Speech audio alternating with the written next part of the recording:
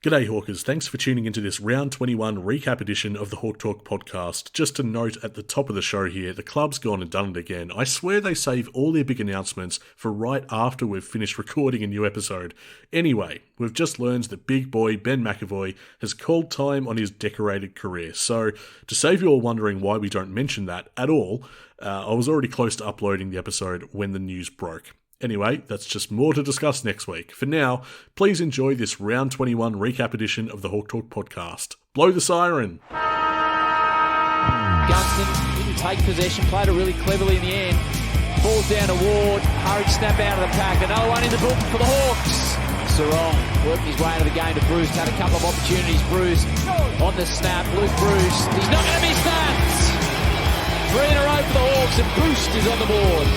Mitchell with the second opportunity for McGuinness, floats it forward, and Gunston gets off Collins, not sure how, and Jack will have a handful. Hurried kick forward, can they get the mark this time? Casbolt falls to ground, Marmior Chol, Holman needs to get rid of the footy, Nash gets his man. The Hawks, to celebrate Big Ben, get their 8th win of the season, and they finish the Gold Coast run for 2022. Yes, indeed, the Suns' finals aspirations were snuffed out as Jack Gunston bagged 5 goals and the mighty Hawks prevailed by 7 points. And there was a lot to like about Hawthorn this week, from the efforts of Emerson Jeka to the duo of Finn and Dimma. But with so much to discuss, we better get down to business right here on the Hawk Talk podcast. My name is Nick Mason, and Tiz, what did you make of this round 21 clash with the Suns? Oh, it's pretty good. I just sat on the couch and waited for Hawthorn to win. Gold Coast never looked likely. Lazy. Couldn't even get yourself down to Tassie, down to Launceston. I made the trip. You did? Any good? Would you rate it? Yeah, I would rate it. It was good to be back. It was a bit of a father-son trip this time around. People wondered where you were. Did they? No, I'm kidding. No one asked about you. Oh. No, people assumed that we both went down, as we did last year. But we might need to have an encore trip, I reckon, back down to Tassie. I know Launceston a little more now. I know where all the haunts are. I say haunts because it is a ghost town most of the time. Doesn't matter what day it is. Wow. There's no one on the street. And where did you stand for this game? I didn't stand. No, I actually sat with Dad in a very similar place to where we were last time, in the Southern Stand. Yep. And I just want to say something. I joke about it being a ghost town. The busiest it was game day. And I take exception to those comments we mentioned a few episodes back. Carolyn Wilson saying that Hawthorn have raped and pillaged Tasmania. There's something electric about game day when Hawthorn's in town. And it just says to me that she's never been there. I'd believe that. Why not? What reason would she have to go down there? You know what I mean? So I don't know if she has experienced on foot, in person, firsthand, the experience of game day down in Tassie. But when the Hawks are in town and when they're set to play, there's a lot of activity. There's just a lot of buzz. There's a lot of people out and about, identifiably Hawthorn supporters. Went to the harvest market, plenty of people there. Any Gold Coast? I spotted about 3 good for effort. The day. That's a good effort. Yeah, well, they've just broken 20,000 members, so... Have they? Apparently, yeah. I guess it would break them. So... So did you enjoy this? How were your feelings when you went into the stadium? Were you thinking Hawthorn will be up for this? Hawthorn, good record, beat Brisbane in Tassie, who are Gold Coast? I suppose there was enough incentive at play. I mean, you had Big Boy's 250th, you had Dylan Moore's 50th.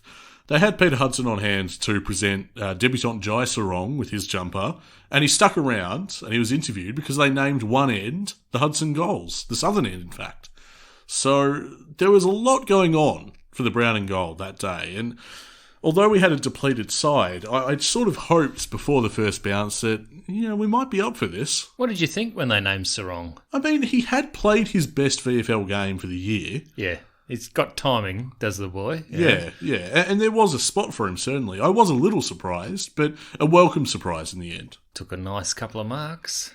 Did he take 2 marks? One was very nice, yeah. Yes, yeah. One had me up and about, definitely, in voice, and I might have risen to my feet for that one. But I thought it was a reasonably good debut from Sarong. He looked very comfortable out there. Did he? Did that not come across on the broadcast? No, not really, no. Because it's such a tight view, isn't it? That's why I like going to the footy games. But now, did you get a bit vocal? No one turned around and told you to be quiet, did they? Or No. I think it was a fairly Hawthorn-friendly crowd, mate. Did you give it to Isaac Rankin? Who? Exactly. Yeah. Where was he? Did he show? Certainly not compared to last week against the Eagles. This was a Gold Coast Sun with a dimmer, Tiz. With a dimmer? Yeah, as in you turn him down. Aren't NASA working on a dimmer? Pretty sure they are. Anyway, go on. It's just wordplay, mate. Leave me alone. We've seen Hardwick enjoy better individual games, I think, in recent times. With the accumulation of the footy, and certainly disposal efficiency was well below his usual standards. But that kind of wasn't the point, because his blanket job on an informed Rankin was absolutely exceptional. Now, we mentioned the Eagles. Rankin had 7 score involvements and kicked 3-1. Against the Hawks, though, he was restricted to 3 score involvements and a single behind. Hardwick, mate, has played 20 games and conceded just 16 goals. Yep, flying totally under the radar, and, this is the kind of stuff that Finn McGuinness is getting lauded for. Mm-hmm. But Blake's been doing it for a long time. He has been. He's been criminally underrated for a long time. A silent assassin, it seems like, because he is taking them out every single week, and he really made a difference. I thought it was Hardwick and Finn McGuinness, who, both in their respective ways, did great blanket jobs this game. Tuke Miller did reasonably well, I thought, but he was never in space, and a couple of times he got caught holding the footy. Quote Tiz, 2022, Tuke Miller did reasonably well against Hawthorn. Okay, it wasn't like some of the other times where he's really done well against us, and it wasn't like previous matches where McGuinness has just blanketed the guy. I'll stop you there, because this is a guy that averages 516.5 metres gained. This week, he managed 82. Wow. Okay. Yep. Yeah. Should have read the rundown. 8 kicks, 13 handballs, and nowhere near the output that Miller usually enjoys. Shall we call him Miller Light in that sense? Worth noting that McGuinness himself recorded a team-high 10 tackles, so his defensive game was very strong, and this is basically what we've seen for the last couple of months. This has become a typical 2022 Finn McGuinness game. So what's Finn done there? He's denied him the outside ball. Yeah. Denied him any run. Basically, yeah. Yeah. Just short, dinky handballs, trying to extract and get them going, rather than anything penetrating like kicks. It's an enormous turnaround. It's a 73-point turnaround from the game earlier in the year. And you looked at Gold Coast a few times and their inability to shift the ball around the park, and you were just thinking, how on earth did that happen earlier in the year? There was no question on this particular day that Hawthorn were the more dangerous side, and it was coming together for us way more than the Suns, with the exception of perhaps the final quarter, where the game was largely played in their half. But this had no resemblance to what happened in Darwin. Not from the first couple of minutes, from the first bounce. It was really quite something to see. So we've got Richmond. Who's Finn taking out this week? Well, as Arriving Virus, one of our listeners suggests, could be Bolton, could be Prestia, might be someone else entirely, but I would say maybe Prestia would be my guess. Yeah, he's very important to Richmond. I'd say, well, they both are. I've been speaking to a couple of Richmond supporters today, and they've put the W down, Nick. Oh, have they? They definitely have, yep. After what they saw on the weekend against who did they? Port Adelaide, whose season is basically done anyway. Oh, no, Port Adelaide, I mean, who can beat them? Like, they're very good now. Jeez, let me cast my mind back through the season about just who they've lost to. Not who they've lost to, who they've been absolutely smashed by. Yeah. Can you think of anyone? Yeah, I can. We were very good. Yeah, exactly right. Yeah. And that was, round 2? Yeah. Before we really got our game going. Well, that's the thing. I kind of like it. I kind of like the fact that these Tigers supporters are sort of leaning on me already and going, last game in Melbourne, better get out there, have a look, trying to make me turn up to this slaughter. Yeah. I think we're actually got a good sniff. Yeah, I don't think it's going to play the way that Richmond fans think. The Hawthorn revenge tour does continue. We couldn't get it done against the Saints, but we did it against the Suns. We ended their season, which is fantastic. I love that. Yeah, that's just the kind of person I am. Richmond, we have a real chance to end their season too, or at least that's a real end. Okay. Well, Gold Coast Suns also ran since they began, so... I suppose so. But I think with Richmond, we at least have a chance to take it out of their hands, whether they make finals or not, which would be really good fun to see Richmond fans sweat over the final week of the season.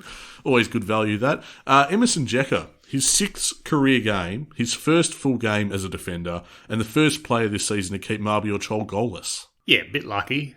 Yeah, a little bit lucky in the end. It was, 12 metres out at the post or something? Yeah, I mean, look, he did get on top in that final quarter, as the Suns did generally. But even so, you've got to be happy with the way he played the majority of the game, Emerson Jeka, for what is essentially his first outing in that role. There are a few nerves on a couple of the kicks, but in general play, he's excellent. Makes good decisions when he doesn't have the ball.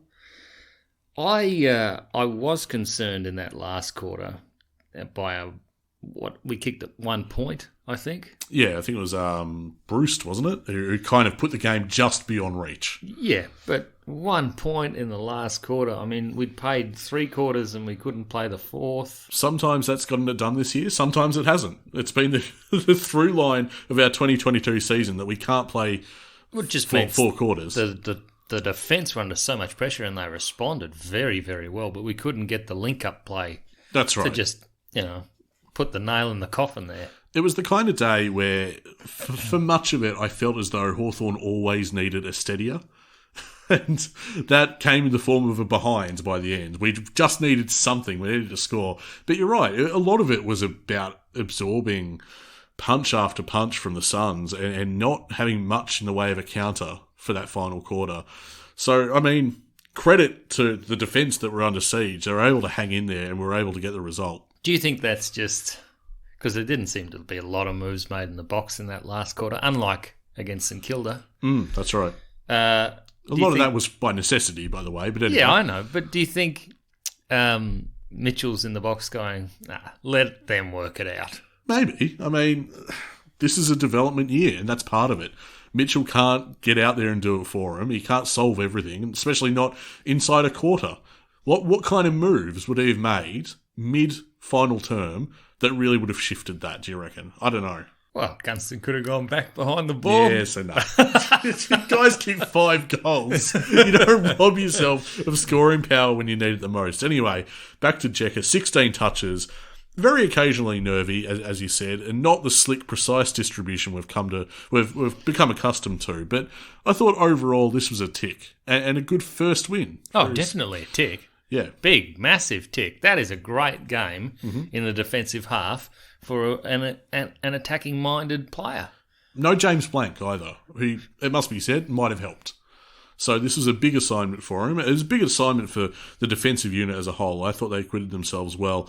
Now, we heard from one of our listeners, Matt, whilst Jeka played well, I was disappointed with his field kicking, given a few clangers. Do we need to just expect this from him as we develop the attacking corridor game plan, or does he need to leave that stuff to Sicily and Scrimmer and take simple targets on the release? I don't think we want to tread on his toes yet. No, not just yet. It's a tiny sample size. I concede that, Matt's got a good point. There are some kicks and some decisions which weren't so good. Although a lot of his contests were fantastic. There are some where he lowered his colours a bit. But the fact of the matter is, Jeka's been doing this in Box Hill amazingly well. So we have one game to go on. We have the Suns, really. That's his first full game in this role. So I take Matt's point, but I reckon stick with it for now. And he's got to start to learn the closing speed of opposition opponents in the AFL too, which can be a lot quicker than the VFL. Yeah, totally different vibe. How much space does someone need before you can hit them on the outside with a 60-metre pass, which is what he does in the VFL ad nauseum. Yep. And we haven't seen that in the AFL yet, not that far. So he is sort of trying to keep it within his bounds. Yeah. I'd expect that we get this final fortnight to see him grow into that role.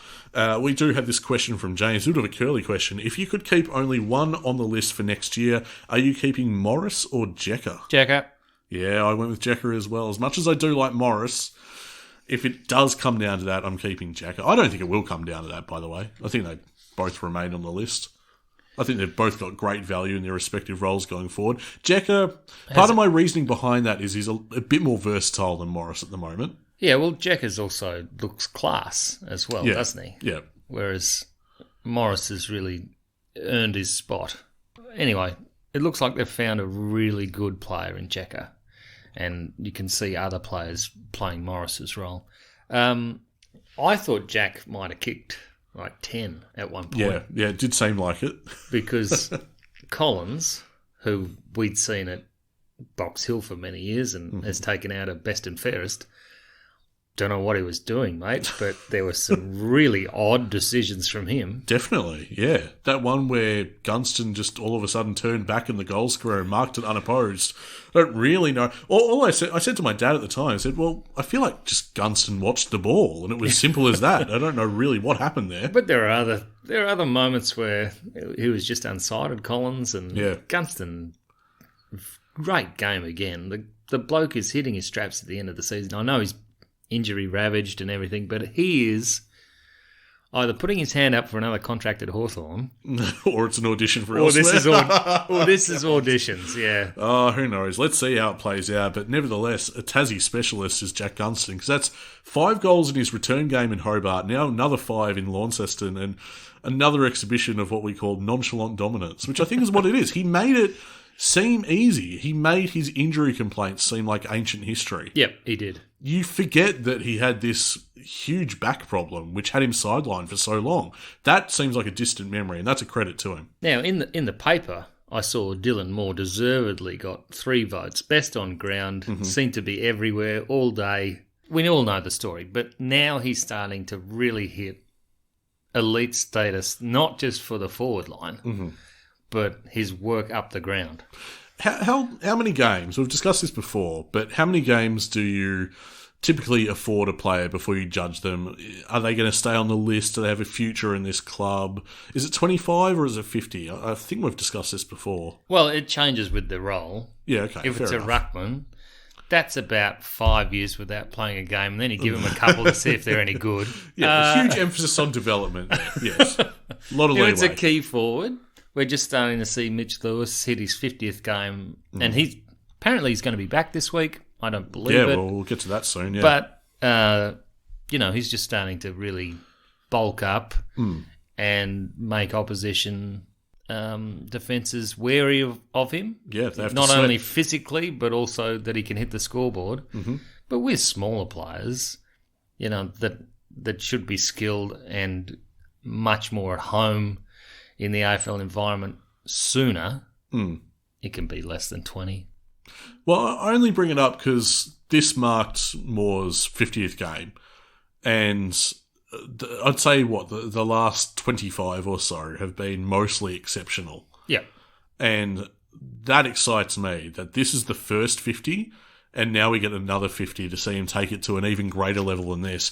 Deployed in the midfield these days, it was kind of the duo of Moore and O'Meara that I felt shared the midfield honours this game. They really got us moving. 8 clearances apiece. The question is, who had the better game? You thought Dylan Moore. There's certainly an argument there. O'Meara had fewer touches than Moore, certainly, but registered 7 inside 50s, 8 tackles, and kicked a goal as well. So I thought they both did wonderfully well. Yeah, see, I didn't notice O'Meara's tackling, but I just expect so much of O'Meara. Oh, well, of course. And everything, naturally. And everything that Moore does is like, geez, we're so lucky we didn't list him. Yeah. No, I get that. We gave up a fair bit for O'Meara. We pursued him wholeheartedly, and then Dylan Moore's kind of, everything's a bonus, isn't it? Well, that is how it feels, yeah. I mean, it's a bit stupid now, but that's exactly how it feels. We've been quite lucky to retain a couple of the fellas. Not only Moore, but Giath and... Yep. Yeah. We had a listener, I think it was Dino, long-time listener of the pod, asked us about our favourite moments of the game. And the guy I thought of first is actually Josh Ward.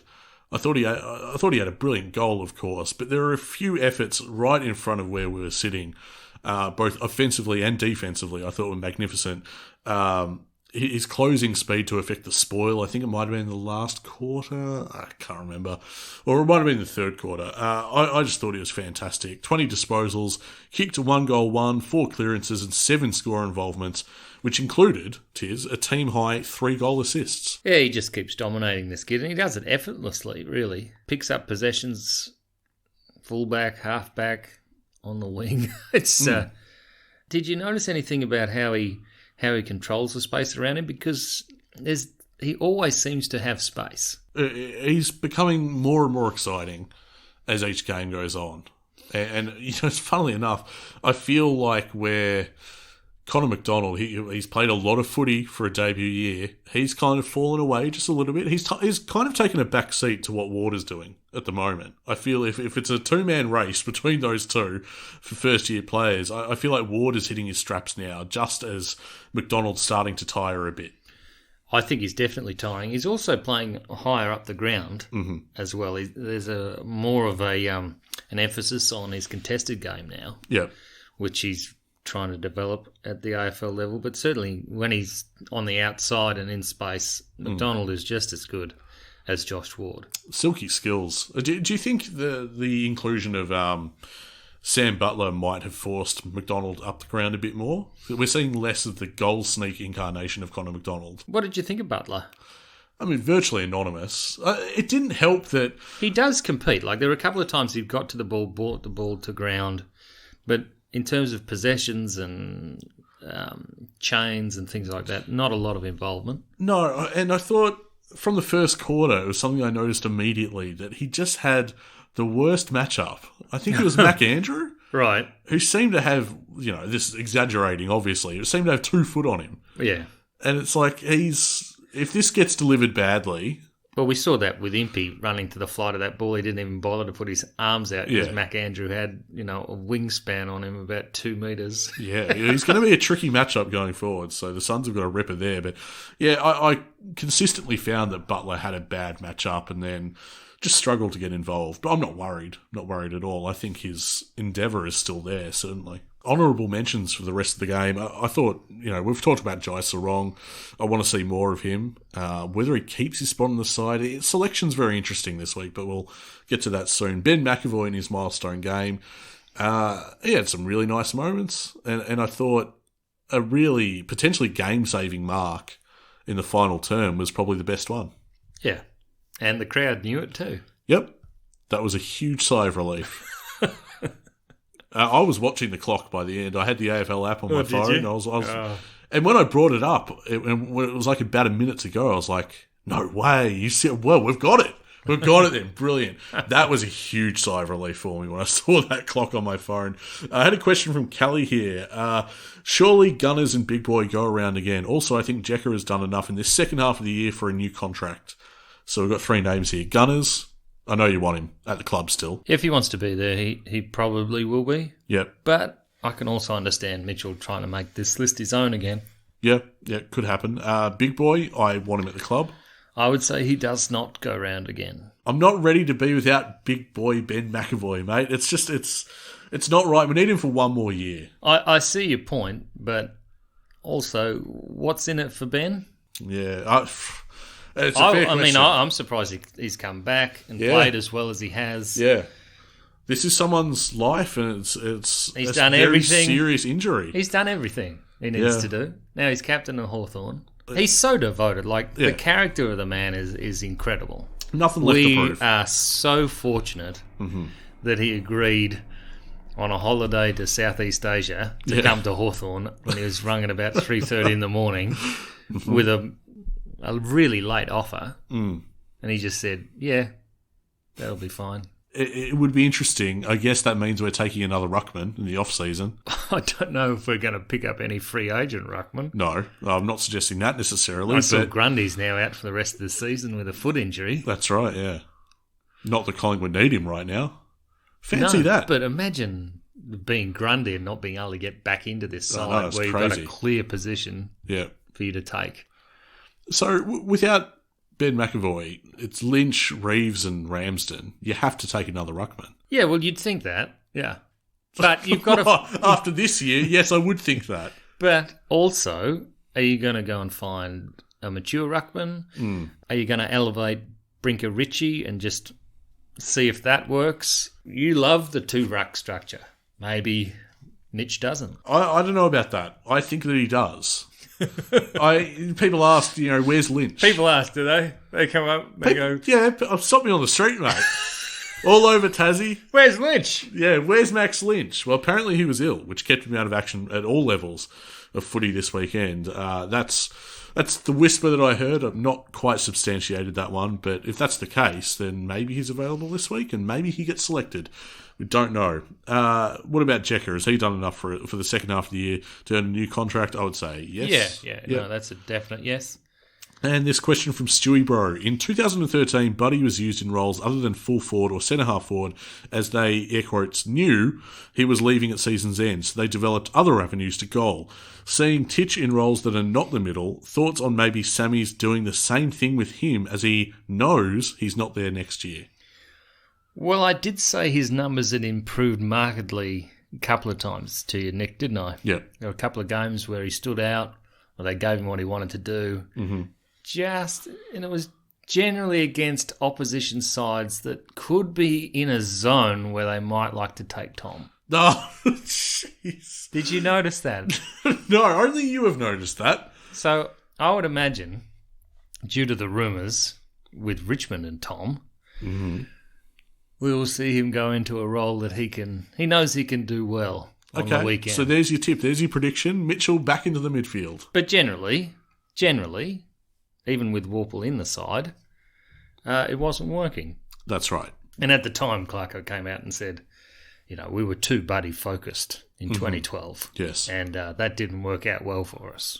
So, very similar ethos. I can see the parallels, definitely. But we're seeing that with Griffin Logue at Freo at the moment. Oh, yeah. Very good forward, isn't he? You keep a keen eye on Griffin Logue, do you? I've not been watching closely. I'm going to be... Well, actually, Friday night, Yep. You've jumped on the plane to Tassie, and I thought, what am I going to do? So I went off to see Melbourne Collingwood. Oh, so you went in person? Yeah. I saw the second half. It's delicious to see Melbourne lose. But apart from that, and it pains me to say so, but McRae has got Collingwood playing a style of football that is, I wouldn't say it was brilliant to watch, but it's thoroughly entertaining. Oh, yeah. Yeah, Collingwood are not just entertaining for their escape artistry. Like, they put themselves in that position because they're a fun and fast and electric football team at the moment and have been for, 11 weeks. That's how they keep on getting it done. And they're not invincible. No. But they're a chance. But they step it up. They're a chance to win the flag because they've got enough ingredients of a winning team that they keep on getting it done. There's so much self-belief that you could see them go all the way, but they're not invincible. And it's an interesting spot to be in. An interesting spot to be in was level 2 of the MCC with the worst Melbourne supporter base. It was amazing. I went there pretty much, as an agnostic. Yeah. And by the end, I was thoroughly on the Black and White Army side. Don't tell me you went to a Melbourne game as an agnostic. That is just a blatant lie.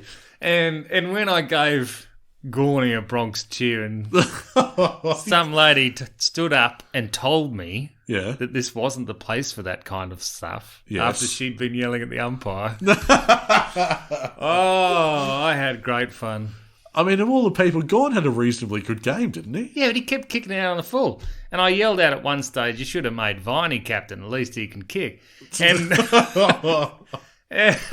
but there were several key moments. Gorn either killed the contest, and he didn't. So this episode follows on from our chat last week, in which I mentioned that there are a couple of kids heckling you at Marvel Stadium. Is it any wonder? They grew up. Is it any wonder to any listener at the moment as to why that happened? No, you were very well behaved at Marvel, but I can picture you in the MCC giving it to Melbourne fans. That is absolutely with nothing on the line. Nothing on the line. I had a great time.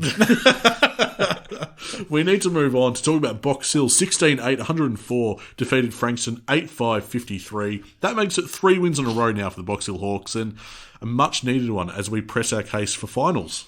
I just want to go back and say that what Collingwood are doing now, we could easily be doing next year. Oh, yeah, potentially, yeah. McRae's got them humming really well, and I feel like something similar is in our future. Yeah. It's all fitted together very nicely inside one season for them. Well, I mean, they're overachieving. That's what I'm saying. Yeah. It's all come together, and it's electric, and it's quite something, and magic that's come together as well as it has for Collingwood, and I think with a bit of time we can get there too. So Box Hill absolutely wiped the floor with Frankston. Yeah, not initially though. The game really didn't get going for about 15 minutes. And then Box Hill woke up and went, guess we'll slam on six in a row. Just shrug this off. You know? Oh, you're Frankston. You're nowhere near us on the ladder. So we'll just get away from it. The reason they haven't been televised for 4 years. 6 goals in about 12 minutes in the end. That buffer was never really threatened all day. Box Hill kept Frankston at bay before increasing the margin very late in the piece, which is good to see because we might need the percentage yet. The final margin was 51 points. Now, Liam Shields, arguably best on ground. Yeah, you reckon he's a sneaky chance for another game? Yeah, I do. And I hope so, because it could be it. It might be his last game in front of Melbourne fans, and he will have earned it. Like, if he gets recalled this week, it won't be tokenistic. These stats, 31 touches, a game-high 11 tackles and a goal. He's clearly a class above, and he will have earned his spot in the side. And it's not... You're not just handing it to him, which I like. If this has to be it for Liam Shields, the finale, he can rest assured that he definitely belongs. Yeah, put that side to side with Tom Phillips' stats. And, just gives you an idea of the persistence of the two, I think. I think so, yep. In the face of probably not being elevated to the senior side. Yeah, have you got Dan Howe's stats there too? Because that might be a similar story, I'm not sure. But, Dan Howe had a fairly decent game. He was defending basically all over the pitch. Yeah. Well, that's his go. Yeah. He loves being behind the ball. One of the other big stories of the day was Jackson Callow, who enjoyed a big confidence boost, a well overdue one. Turning in his best performance in weeks, it must be said. He finished with 19 touches and 3 goals won, displaying some of that trademark Callow stuff. The strong contested work, also got up the ground to provide for his fellow forwards. He had 3 inside 50s. He's playing for a contract. There's no question about that. And this is the kind of game that will help his chances. Well, his confidence did get shaken. Was it out in WA? Yeah. That was... Against Freo, wasn't it? Yeah, he's just sort of getting his head together after that, isn't he? I think it looked like a couple of things fell his way early, and then he sort of fell into the game. It looked good. Jack Saunders is another one who got down. Mighty Mouse. Now, he's playing for a contract as well. Yeah.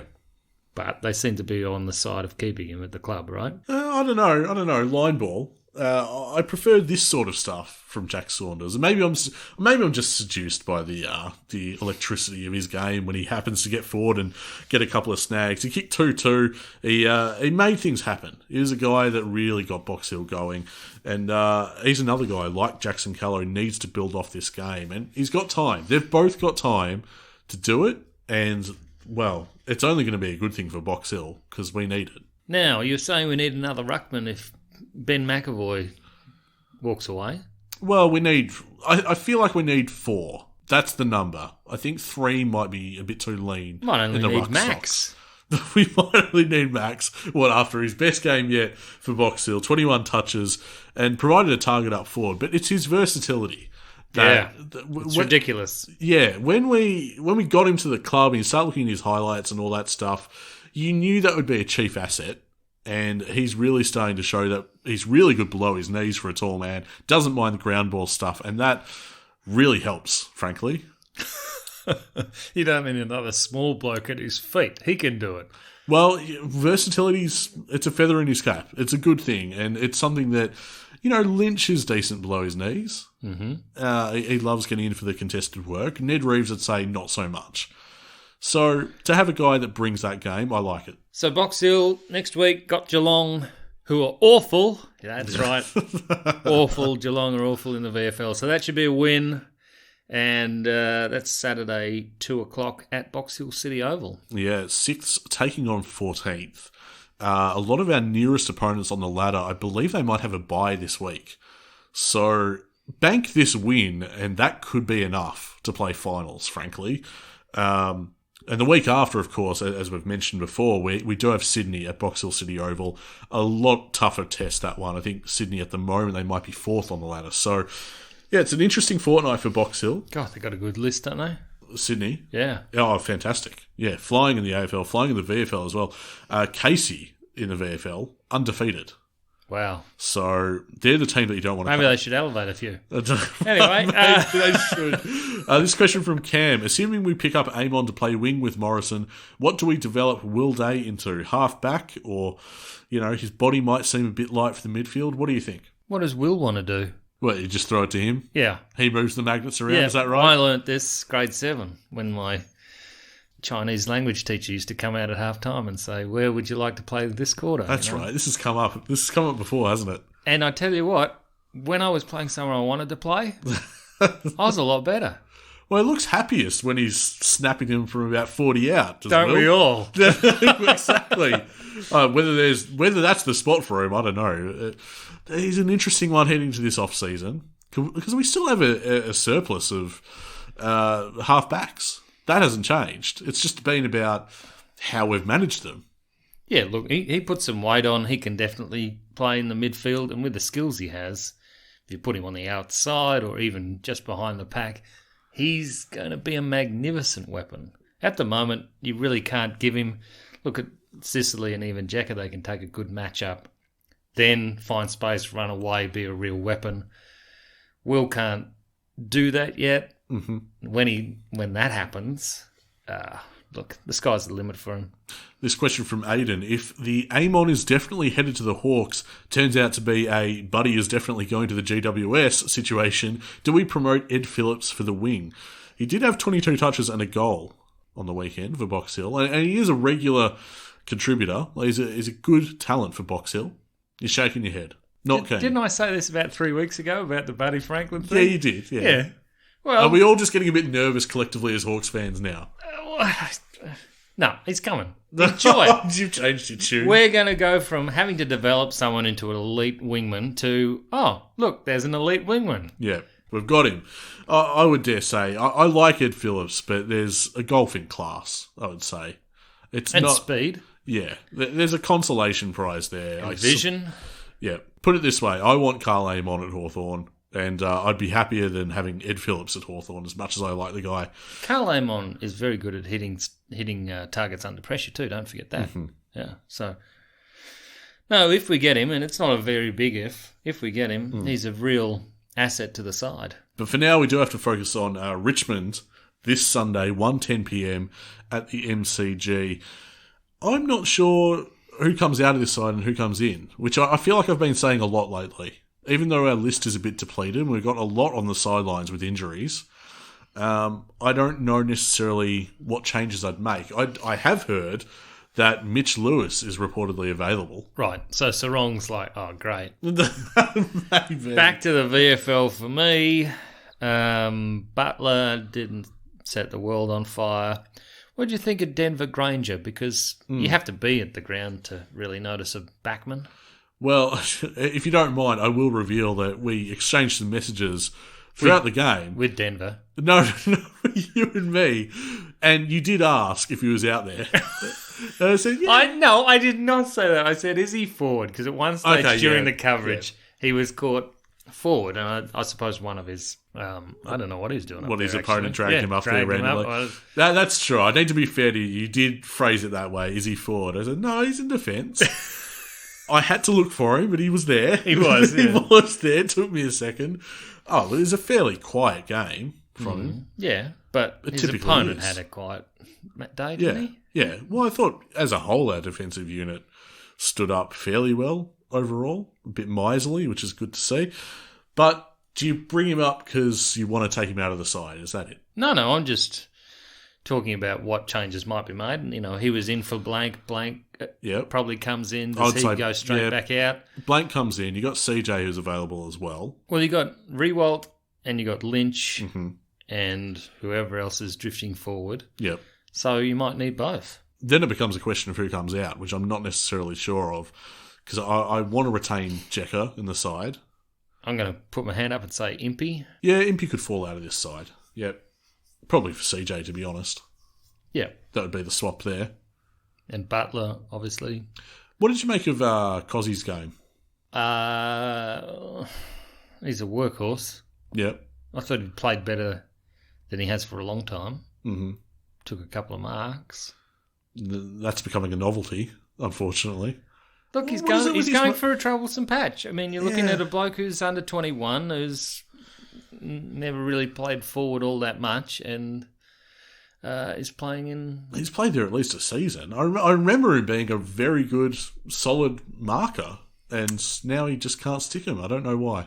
It's the lead. The lead's not quick enough. He's not getting space on his opponent. Yeah, people aren't really looking for him as much as they were. When you think about who kicked to him for all those leads, who was it? Probably Chad. Yeah. Yeah. We don't really have that laser-like ability right now when you think about it. Who's hitting targets like Chad would? His name's Chad.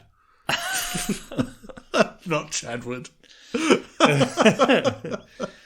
Anyway, there's some nice little selection battles to sort of whet your appetite for next season. Some players have shown some, real talent later in the year. And I'm looking at Nash, got a 96 in the AFL Fantasy and did really well with ball retention again. Mm-hmm. Can he take finally the step where we go, yes, he is part of the future? Well, I think that's been decided. Long-term future. Oh, I don't mean just for the next... couple of years. Yeah. Yeah. I think so. Everything seems to be suggesting that so far. And then you just got to look at how you manage out Amira and Mitchell and whoever else in that midfield. And got to manage out Bruce, you got to manage out Gunston, McEvoy. These are the challenges, but you notice no name I said was in the back 50. No. So as long as that's the best performing part of your team, this can look really good. And I'd have to say that bar a really big fella in defence, they're pretty good. Yeah, I'd say so. I back our defence. I have for a long time, and I think the inclusion of Blank has only made it stronger. So you can get a bit creative after that. You can get some creative types into your side that can take some risks going forward. Which should line up with what we want to do. I think adding speed and creativity is... that was the problem in the final quarter. We were so slow going forward. That's true. But here's a guy that I didn't think of. Sam Frost is still out of this lineup. Yeah. James Warple is still out. I'm not saying they're creative players. Well, maybe Frost is, but... That's what I'm saying. Real selection dilemmas. Yeah. Well, what I want to do eventually, if I get time, I want to take our 22 from this game just gone and map it out and look at all of the potential understudies for each position. And put them onto the Nintendo Switch and play them against one another and see who wins. Then write a letter to the administration of Hawthorn and say, this is what you should be doing. Oh, I'll write a letter to the game developers as well saying, this is what you should be doing because this game sucks. They're pretty bad, mate. Are they? Rarely is an AFL game any good. I'll take that off the Christmas list. Jeez. But I reckon actually mapping out, looking at the 22 that we just selected, which has a lot of notable omissions and guys on the sidelines. We didn't have a choice in all of them. But looking at the potential manoeuvres you could make with a healthy list, there's suddenly quite a bit of depth in this side. It's growing. It's growing week by week, and it's good to see. So that's Richmond versus Hawthorn at the MCG Sunday, 1:10 p.m. Could be Liam Shields' final game if he gets selected. Certainly final game in Melbourne. So that's a good opportunity to see him out. Last opportunity certainly this season to see Hawthorn play in Melbourne before they head down to Tassie the next week to take on the Bulldogs. But before all that, there is a curtain raiser with a AFLW practice match against Richmond. So you can head down to the MCG earlier in the day and have yourself a doubleheader. And we've announced a captain. We have, yes. Experienced midfielder Tilly Lucas-Rod has been named Hawthorn's inaugural AFLW captain. Meanwhile, we've also got Jess Duffin appointed vice-captain with Louise Stevenson. And if you don't mind, Tiz, Hawthorn VFLW premiership player Tamara Luke rounding out the leadership group. How did you feel about the announcement of captain and having it at the photo shoot? If you were one of the others and you were hoping to be captain, then you have to grin for the next 2 or 3 minutes. Well, I think they announced the whole leadership group while they were there. Yeah. Yeah, well, I don't know. It's a good way to... I'm keen to see some of the shots, to be honest. Oh, what? To identify who's a bit crestfallen? Jeez, you're terrible. I thought it was a weird thing to do. I honestly did. Have the whole family there. Get around them. That's essentially what it is. Okay. I mean, most people just opt for cheese. That's certainly one way to get everyone smiling for a photo shoot. No, those were great scenes, and well done to Tilly Lucas Rod and to the other players in the leadership group. Especially happy with Tamara Luke, who's fast becoming my favourite in this team. Had a practice hit out against the Eagles. Travelled over to WA, suffered defeat. I think it was 29 points at the end. It was certainly a few goals. Yeah, it was a decent margin. Yeah, but Tamara Luke kicking 4. Yeah. Vindication. So, well, yeah. But also, I'm calling it early. Can someone else kick a goal, please? You think back to where this side, and by this side I mean the Hawthorn men's, were against Collingwood and Richmond pre-season.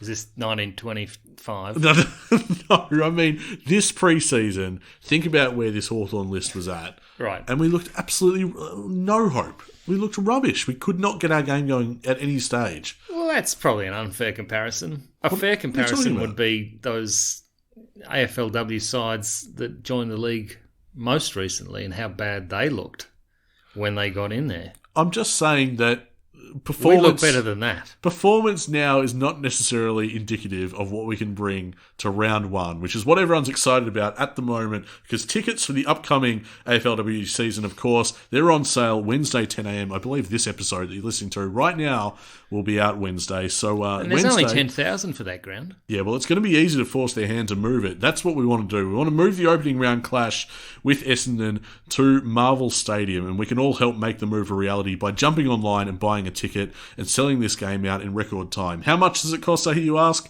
$10. $10 to attend. Just get online and do it. Anyway, that'll happen. Sounds like it. As soon as the should. club starts tweeting stuff like move it to Marvel, you can be rest assured it's probably on the cards that it's got the green light from the AFL.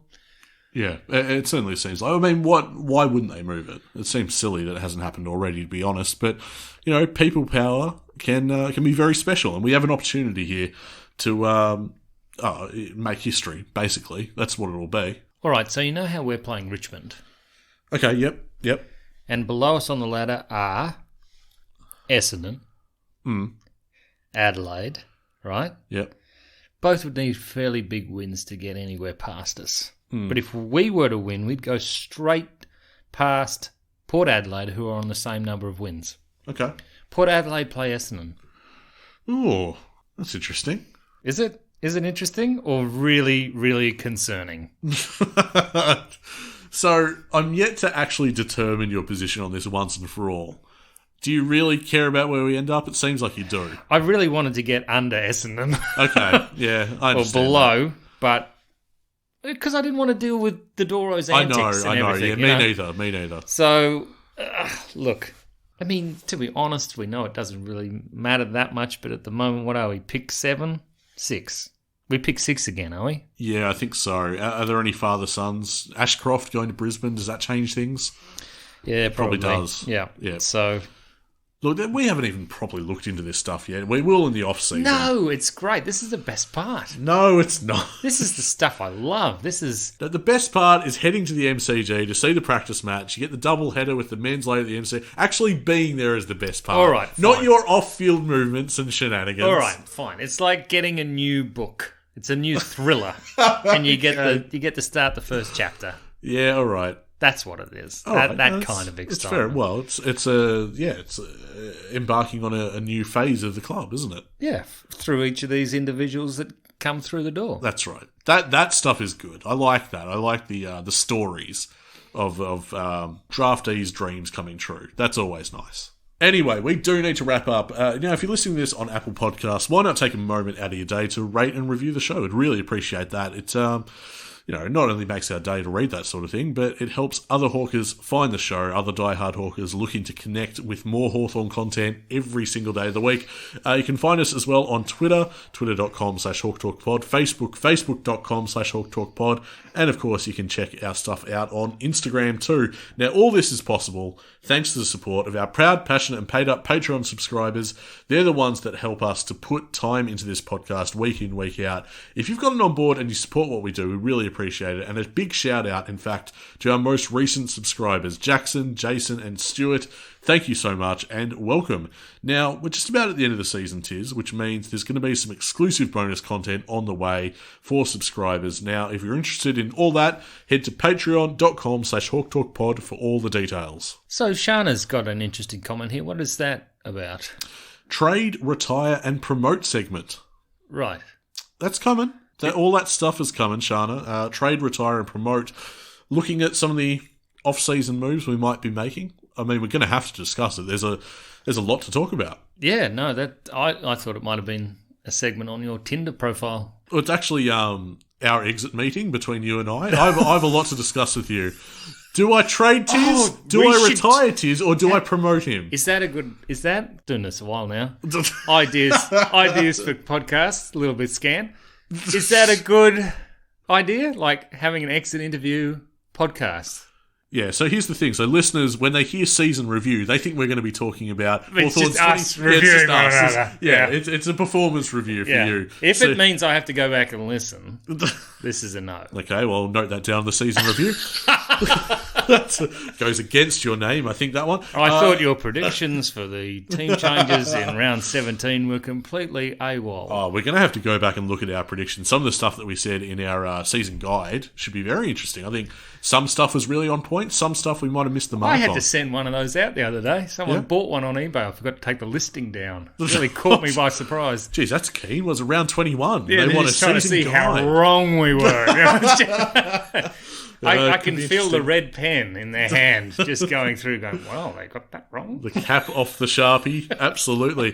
Hawk12 asks, will you do a podcast at season's end to discuss who gets let go or traded? It's a basically similar thing to Shana.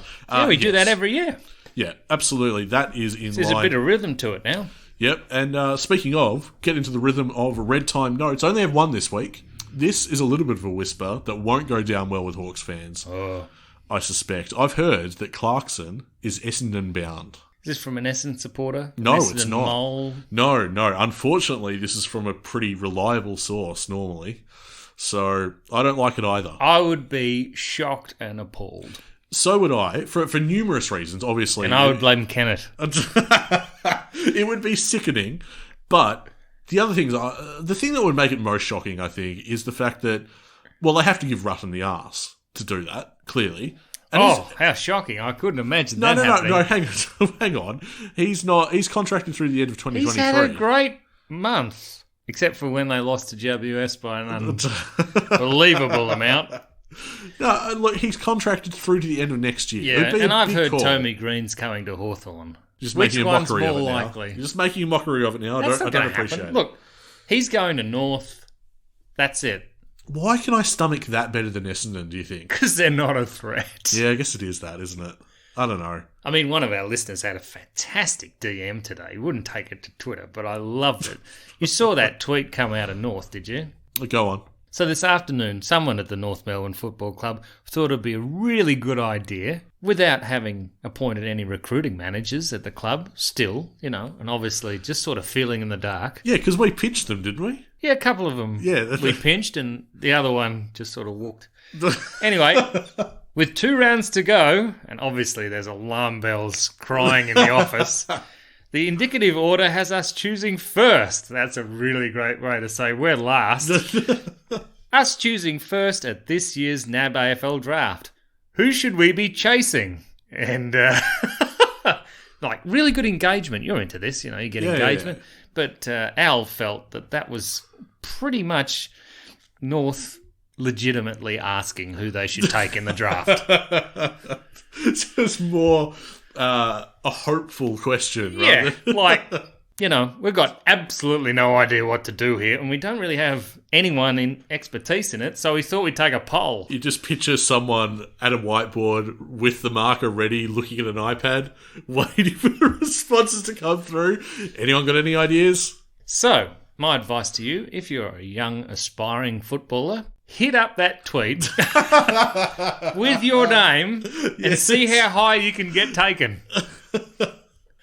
Amazing stuff. Amazing recruiting strategy. Can they get off the bottom, actually? I don't think so. I don't know. Why don't you check for us? I think they can, because West Coast, Josh Kennedy. I've always liked watching him play, especially in grand finals. Oh, jeez. Bit of a clip. The guy's just kicked 8 goals on retirement. And he beat Collingwood in one, so that was good. Okay, that's better.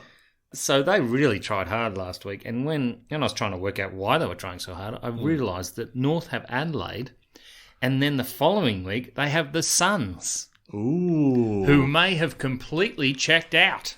At the moment, they're both on 2 wins. Don't you love this? This back end of the podcast is... Everyone else is talking about shaping the finals. We're like, what's going to shape the bottom 10? Well, if you want to talk about the finals, I can, because we might be in the bottom 10, but the top 8, the Tigers have to get past us, and so do the Dogs. That's right. And if they right. lose to us, either of them, that's it. Curtain's done. The door's wide open. Come on in, guys. There's plenty of room in the bottom 10. Come on, you have fun here. Richmond, you can be 9th. You like that?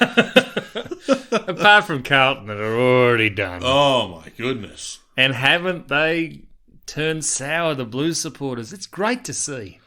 I'm just going to put this out. The season's not even over yet. I've enjoyed this season. Yeah, go on. I'm just saying I've enjoyed what Hawthorn's been able to accomplish to this point. It hasn't been perfect by any means, but 8 wins... looking pretty good. Could pitch a 9th. To see Richmond go 9th. There's one great dog turd in the grass that you don't want to step in, though, and that's a Geelong premiership. Why do you have to end the podcast that way? It's just going to leave us sour. I thought I was bad talking about Clarkson to the Dons. You're talking about a Geelong flag. Yeah, people are putting money on them. I can't believe it. It's like they haven't seen a final series before. Well, still a lot to play out in this season. We're going to be watching with interest in person at the MCG. Get down there for the doubleheader, the AFLW practice match first, then stick around for the men's match too. And of course, the Hawk Talk podcast will be back next week to recap all the action. We'll catch you then. We are a happy team at Hawthorn.